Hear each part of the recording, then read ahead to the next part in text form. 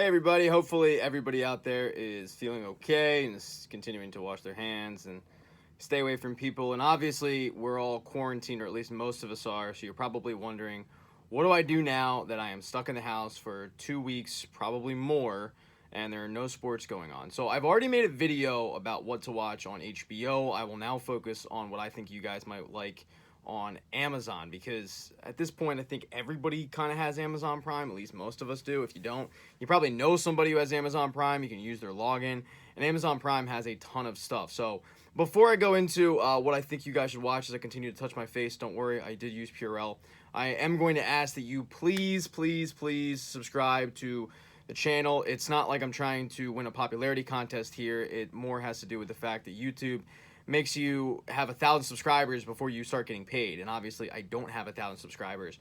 So please hit the subscribe button. I'm not even asking you to watch all my videos. Just hit the subscribe button so it looks like I'm popular, so YouTube's like, all right, we'll pay this dude, so he's not wasting his time. If you do like the sultry sounds of my voice, though, I do have a podcast that might keep you guys entertained called Scene Invaders. Just search Scene Invaders on Apple and Google and Spotify, all that good stuff. You'll find it. It's me and another guy. We talk about movies and TV shows and entertainment news and stuff. So not sports related for anybody out there who knows me from my sports background, but more just the entertainment world that we will talk about now with the movies on Amazon Prime that I think you guys might be interested in. At least I thought that they were good. Now, if I don't mention it, I either haven't seen it or didn't think it was very good. It's that simple. First one we'll go to is the movie Super 8. This movie came out, God, probably over 10 years ago at this point, and it was kind of labeled as that movie, all of a sudden I'm drawing a blank on everything right now, Cloverfield.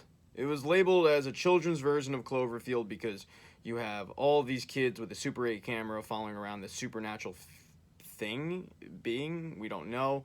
I think it was made by the same people who do Cloverfield. If you like Cloverfield, the first one at least, I think you will like Super 8, although I do think Cloverfield is the better movie, but Super 8 definitely is entertaining, and at this point I feel like it's forgotten and people haven't watched it in a while, so you might want to go back and revisit it, because I think it was pretty good.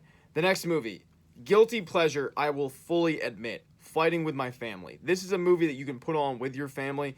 It follows around the real life story of the wrestler Paige and her background from growing up in England from a wrestling family, coming over to the States and trying to work her way into the WWE. Once again, complete guilty pleasure. This did not win Oscars for a reason, but it's a movie that you can put on with your family, kind of just keep on in the background. You don't really have to think with this one. It's a biopic. It's not incredible, not life-changing, but I think it was decent. So if you're looking for a sports fix, this is it, although we do have a lot of sports fixes on Amazon. Thank you, Jeff Bezos. The next movie is the movie Honey Boy. Honey Boy is the true story, the biopic of Shia LaBeouf, and Shia LaBeouf plays his father in this. It's only an hour and a half. I might as well pull over a chair. It's only an hour and a half, so it's not too long. It's, once again, not incredible, but it's interesting of what Shia LaBeouf had to go through, because I'm somebody that knows Shia LaBeouf from Even Stevens, and this movie is set during his Even Stevens days. And while he's portraying this happy-go-lucky, funny kid, it wasn't really the case at home, and I found that to be interesting. But also, it's not so long where you feel the need to look at the clock every once in a while and wonder how much longer do we have in this. It's an hour and a half.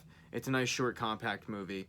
I think the background of the movie of why he made it is interesting, so if you want, watch the movie and go on YouTube and maybe search about where this movie came from in terms of why he decided to write it. I found that very interesting as well, but Honey Boy is pretty decent.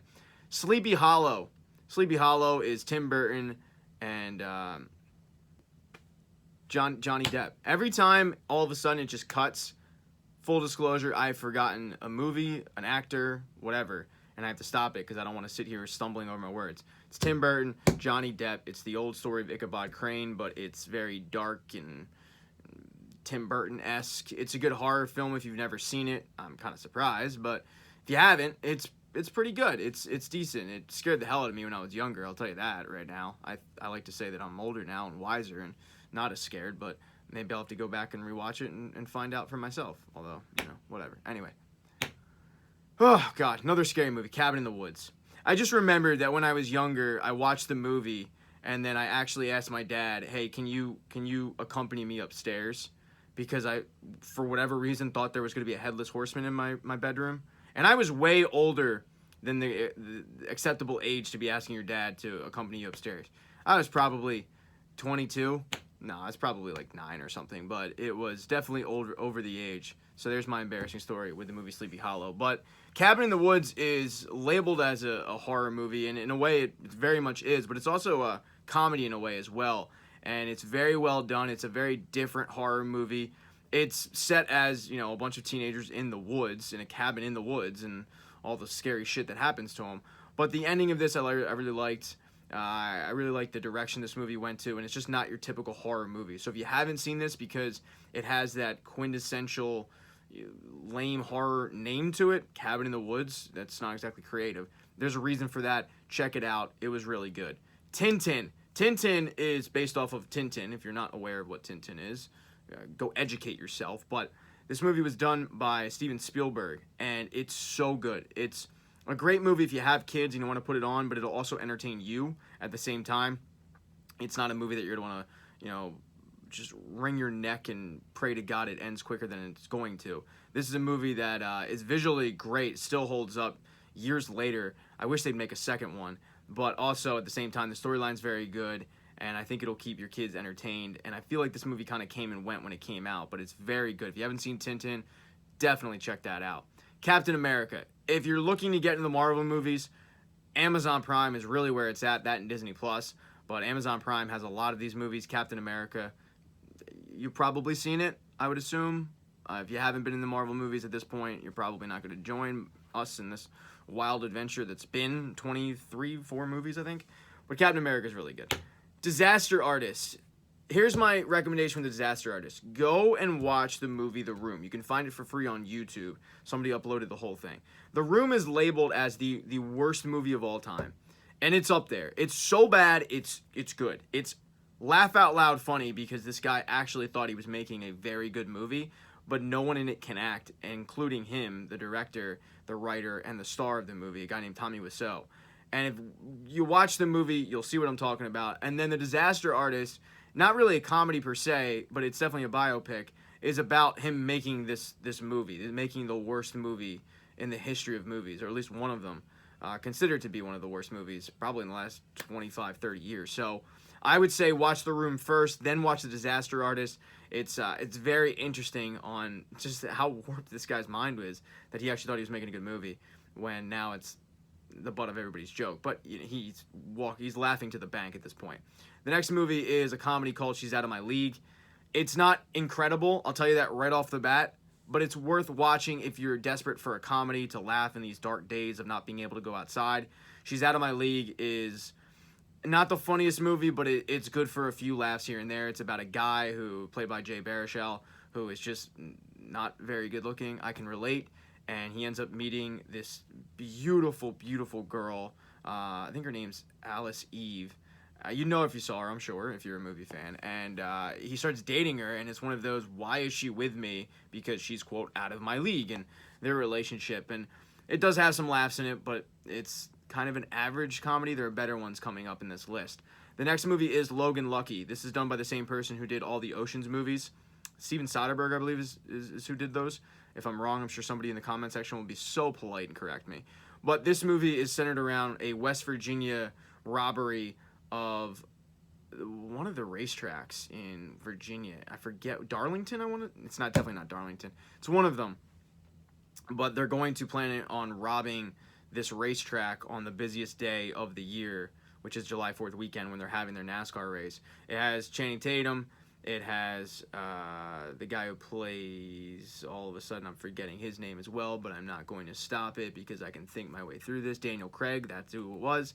And it has Adam, the guy in Girls, and he was nominated for an Oscar, and somebody is screaming at their video right now. Adam Driver. See, I didn't have to stop it. Adam Driver. All three of those star in this.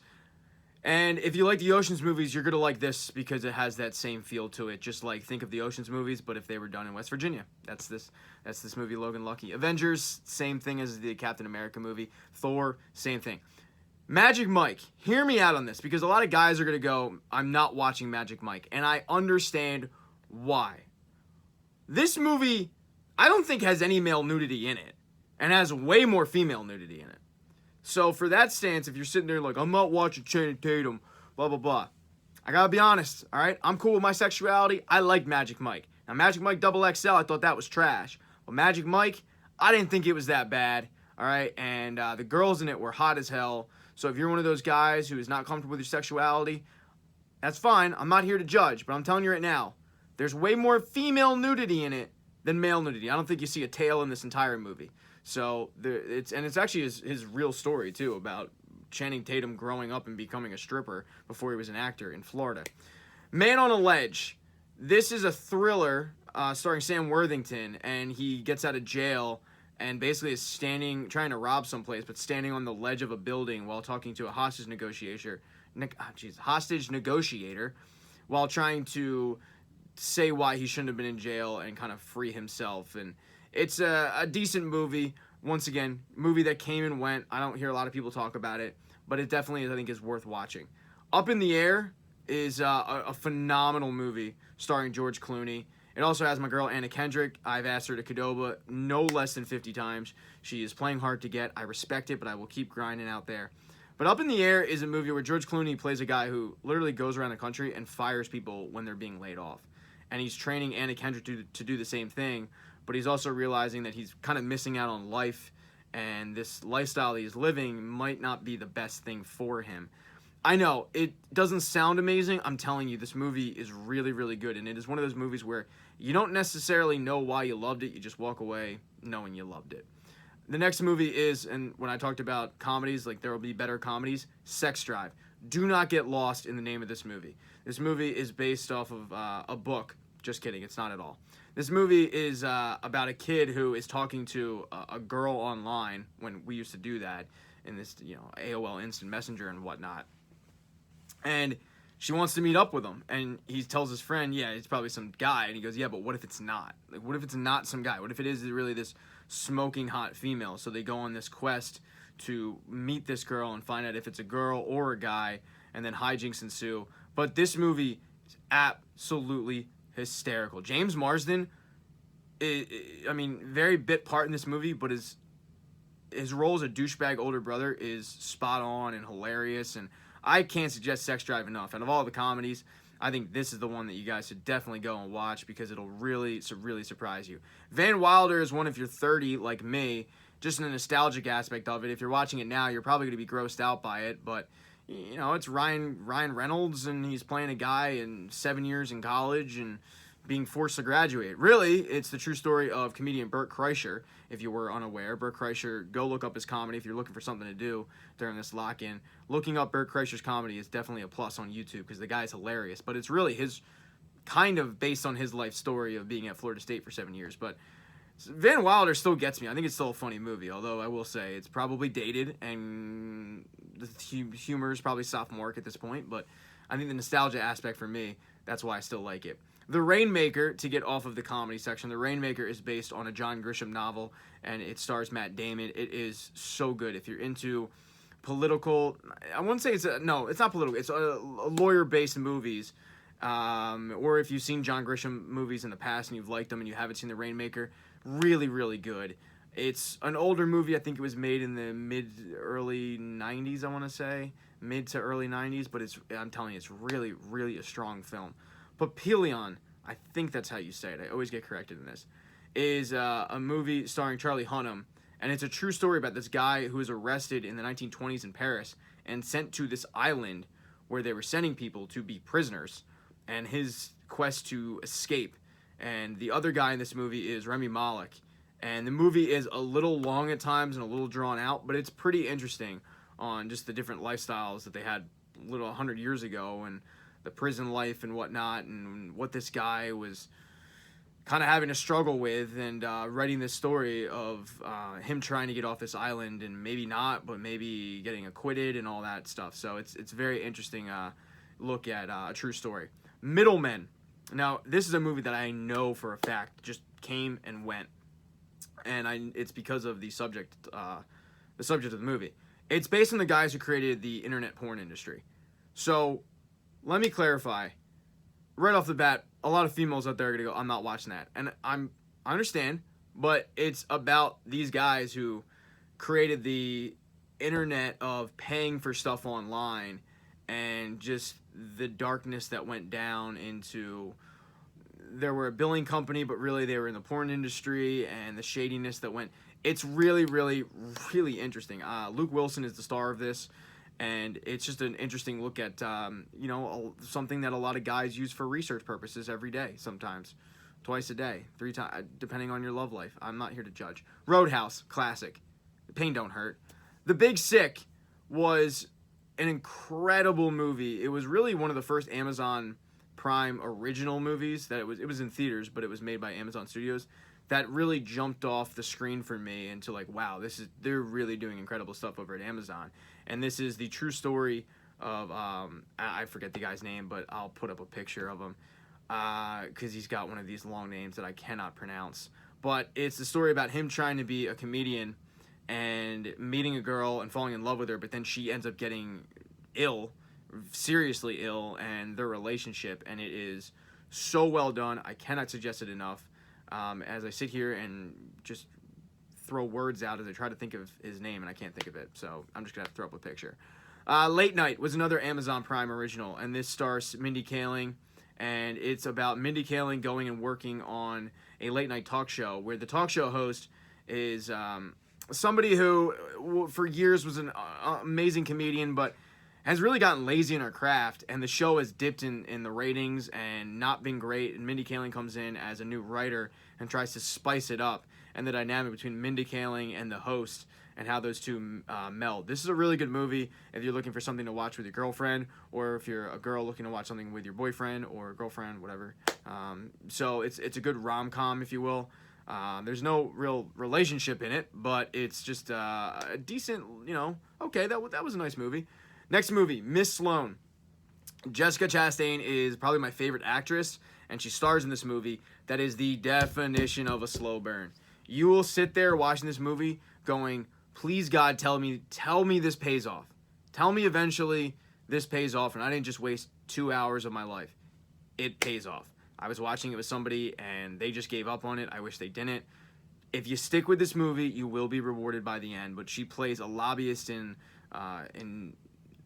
Washington, D.C., who is fighting to get a gun control ban going. And it's so good that at the end of it you go, wow, I'm really happy I stuck through that movie. So I'm warning you, it is slow, very, very slow at times, but the payoff is worth it. The next movie is The Words. This was Bradley Cooper, and I think Zoe Saldana was the other actress in it. But this is a very interesting movie based on Bradley Cooper playing a guy who writes a book, but he found the book from an attaché that he bought at a secondhand store. So he finds this attaché, and he finds this book written in the attaché, and he basically passes off at his own and plagiarizes it, and because of this becomes a renowned writer. But while this is going on, you're finding out that this story, Bradley Cooper's story, was actually a book written by Dennis Quaid. So it's a very, very good movie. But the way that this movie was made, I thought was very interesting, and it leaves you thinking of whether it happened or not. The next movie is Creed 2, and for the sports fans out there, I loved Creed 1. I'm actually, I'm in it. I'll throw a picture up. For like 2 seconds, there I am, just cheering on Ricky Hatton. Creed 2 was good. I didn't think it was as good as Creed 1, but it's very good, and I hope we get to the Creed 3. I think we're going to, because as I read recently that they are hiring writers to write the script now. So if you haven't seen Creed 2, it's on Amazon. I suggest it if you're a Rocky fan. If you like Creed 1, it's there for you. The next movie is Crash. Crash is a powerful movie about judging and racism, and I think it won the Oscar for Best Picture in 2005, I want to say. But Crash is a serious, serious movie. You won't laugh at all on it, but it's a very good movie at the same time. Beautiful Boy. I want to talk about serious topics. Beautiful Boy will leave you loss of words. This is a true story about a guy in Timothée Chalamet who got addicted to heroin, and his father, played by Steve Carell, and how he deals with that. And it's based on a true story. I saw it in theaters, and as I left, people were crying behind me, and I understand why. Very powerful movie if you have been through addiction, if you know somebody that's close to you that's been through addiction. It'll really resonate with you, I think, the most, but it's also a very powerful movie, and I think a scary movie, too, at the same time. Out of all these movies, the scariest movie is Beautiful Boy, because I have a kid at home, and this is, I think, a parent's biggest fear is their child going down the wrong path and how you get them out of that. But Beautiful Boy is a very powerful movie, but very, very good. The next movie is the antithesis of Beautiful Boy, Daddy's Home 2. Here's my Daddy's Home 2 story, okay? Daddy's Home 2, I walk into a coworker's office, and they go, hey, I got tickets for Daddy's Home 2. It was like a pass for Daddy's Home 2. Yeah, do we need a Daddy's Home 2? I don't think I want to go see Daddy's Home 2. Maybe, I'll have 50%. He goes, oh, well, look in that box over there. And I'll throw a picture of this up. Look at a box over there. See that? I look into it.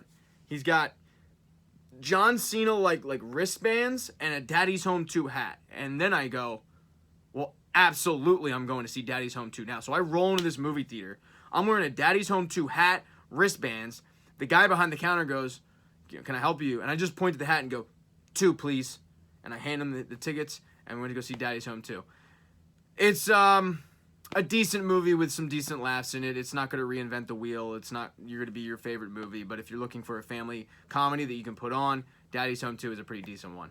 The next movie is Private Parts. I work in radio, so Private Parts is a little place in my heart, but it's the story of Howard Stern and how he came to be a powerhouse in the industry of radio, but also all the things that he had to go through in the industry of radio. I think us radio people, us industry folk, find it more interesting than maybe the public, and at times this movie is dated, but if you're a Howard Stern fan, you definitely want to check out the movie Private Parts. And lastly, Bad News Bears, but the new one with Billy Bob Thornton. I know it's a travesty that this movie was made. I still don't think it's nearly as bad as the purists say it is. It's not great, and the original was way better, and we did not need Bad News Bears, the remake, but we got it, and if you're looking for a sports fix, it's not the worst thing out there. Now we will move on to documentaries, okay, because they do have some documentaries on Amazon Prime, although I will say a lot of these are going to be sports related because I'm a sports fan. But the first one is not sports related. It is called The Imposter. If you watch my I don't know, it's not a recap, it's a suggestion, I guess, of the HBO stuff you should watch. I talked about a movie called American Animals, which was directed by Bart Layton, and how he melded actors with the real life people. Well, the documentary that he did was called The Imposter, and he does the same thing. He melds acting with the real life people, and this movie is fascinating. It's not even a movie, it's a documentary, I'm sorry. But it's a documentary about this guy who pretended to be a 16-year-old guy that disappeared from Texas, even though he was in Italy, and how he scammed all these people, even though he was a 30-year-old man. It is a wild story, and I loved it. I was enthralled with The Imposter. The next one is Soaked in Bleach. This is the story of Kurt Cobain and how he died, whether he was murdered, whether it was a suicide. It will definitely have you scratching your head. I'm not sitting here with tinfoil on my head being a conspiracy theorist, but there's a lot of shadiness going around with Kurt Cobain and his death, and Soaked in Bleach covers it all. Now we'll get to most of the sports stuff. Soul on Ice is a fascinating look on what black athletes have had to go through in the sport of hockey, coming up, dating back years ago, then melding into Willie O'Ree, and then going into present day. If you're a Flyers fan out there, since I'm in Philadelphia, and a lot of you guys are, Wayne Simmons is also featured in this documentary. But I think it's a good, interesting look at what they've had to go through and the hardship and the racism that they've had to deal with in the sport of hockey. The next documentary is The Tillman Story. Pat Tillman is an American hero. If you're unaware of his story, this covers that. Find out why. Educate yourself. Go watch The Tillman Story. It is powerful. The next movie, I keep saying movie, documentary, is The 4-Year Plan. I'm not the biggest soccer fan in the world. I don't really watch it. I've tried before. I've tried to get into it, and I've just failed. But I do find the business aspects of soccer fascinating. And The 4-Year Plan does that. As I touch my face, but don't worry, I did sanitize. I will remind everybody out there. The 4-Year Plan follows the Queen's Park Rangers, and under new ownership, in 4 years, they want to get to the English Premier League, because there are 4 divisions in England. There is the Premier League, the Championship, I believe, or the Championship, and then there's League 1 and League 2. And they want to rise up, and the higher you go, the more money you get because of TV revenue. And they want to get to the English Premier League and the crazy ownership group and their quest to, in 4 years, get to their goal. And it was a very interesting look in the business practice of sports. The next one is The Identity Theft of Mitch Mustaine. Now, if you are a college football fan, you might remember Mitch Mustaine. He was the #1 prospect the year he was coming out of high school, and he committed to Arkansas, and a lot of people label him to be a bust. But this movie, documentary, This documentary. I'll get it. Well, this is like the second to last one, so it doesn't really matter. But this documentary, I think, will do a lot to change your opinion on Mitch Mustaine. It definitely changed my opinion. And finally, they have a bunch of football lives on Amazon Prime. I'm not going to go into all the different athletes, but if you were ever interested in where this guy's career, his life and a football life, the NFL Network does a tremendous job with those. Next thing we'll do is move into, and finally, the TV portion of Amazon Prime. So TV, Amazon Prime has a lot of stuff out there, movies and TV, and not all of it's good, and I definitely have not watched all of it, but the stuff that I've watched and I've liked, the first one, and I'm watching it currently, is, we just talked about the 4-year plan with soccer. The show is called Take Us Home, Leeds United, and this show reminds me a lot of Amazon Prime's answer to Sunderland Till I Die, which is a show on Netflix. And Sunderland Till I Die is a tremendous look at a team that was relegated from the highest level of the English League, the English Premier League. They're relegated to the Champions League, or the Championship League. I forget which it's called. I apologize, you bloody wanker. But they're relegated, and their quest to get back to the EPL. And Take Us Home Leeds is no different. They're in the same league. They're also trying to get promoted to the English Premier League, obviously because of monetary reasons, but also because of pride. And Leeds United had a storied history, and they just hit a hard time. But under new ownership and under new coach, they're trying to get back to the English Premier League. It's only 6 episodes, 45 minutes each. It's really good. If you like this, you will definitely like Sunderland Till I Die. That new series comes out on Netflix on April 1st. So I can't wait for that. I loved Sunderland Till I Die, and I will admit that I think Sunderland Till I Die is a better show than Take Us Home Leeds, but I'm really enjoying Take Us Home Leeds no less. Hunters is the Al Pacino TV show about hunting Nazis that were in our country during the 70s, and it's really good. Really, really good. It's not really a true story, but it is, because Nazis did end up coming over and just living everyday life in the country. But it's also interesting, and I'm all about watching Nazis get killed. Who isn't? Because they're horrible people. All or Nothing. They did one on the Carolina Panthers this past season. Was on the Philadelphia Eagles, my favorite team. They also have done one on Manchester City, the soccer team. I'm saying this for all the sports fans out there who are really clamoring for something. I don't really think the show's that great, to be honest with you. I think they leave out so damn much. I was so hyped for the Eagles season, and it just didn't really live up to the billing, because they ignored a lot of glaring issues with the team, and they just kind of glossed over it like, oh, this is fine. But if you're in need of sports fix, this is a good one.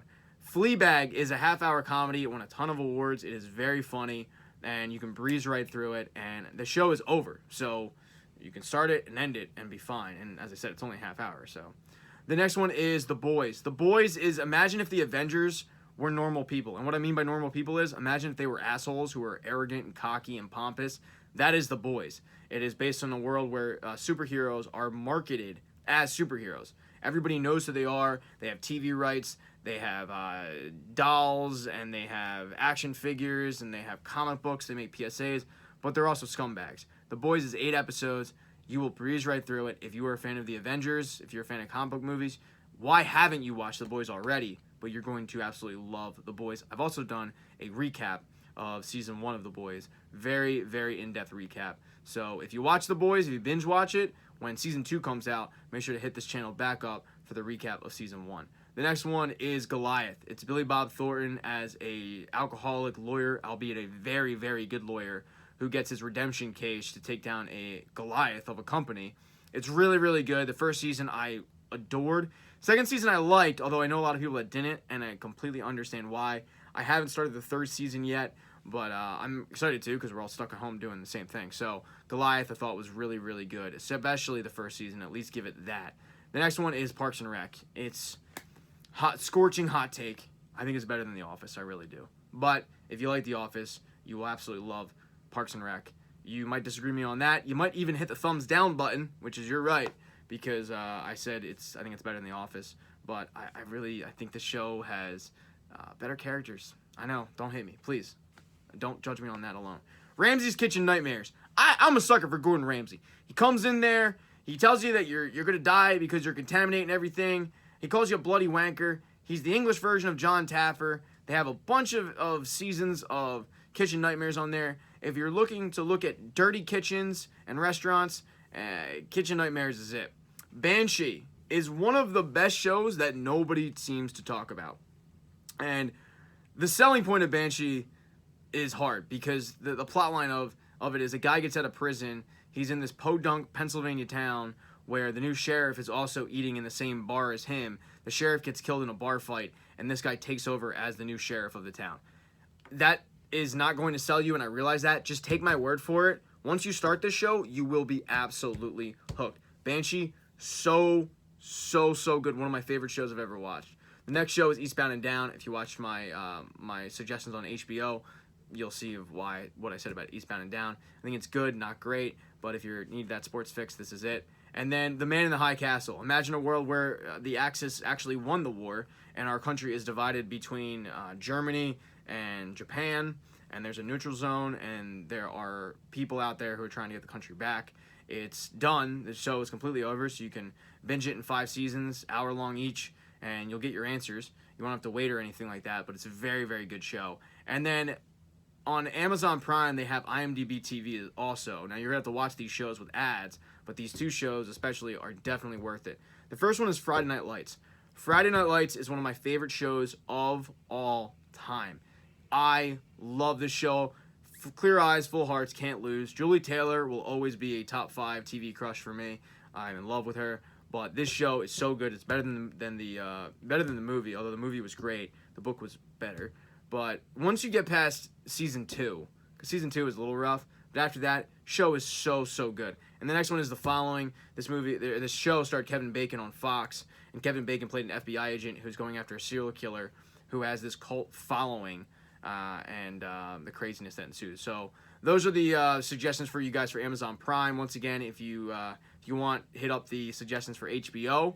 And I'll try to put up another one for Showtime and maybe Hulu and all that. But in the meantime, stay safe. Please subscribe to the YouTube channel. I would really appreciate it. Like this video if you liked it. Hit the thumbs down if you don't. I don't read the comment section because they're a cesspool. But I do appreciate you guys sticking it out and watching this.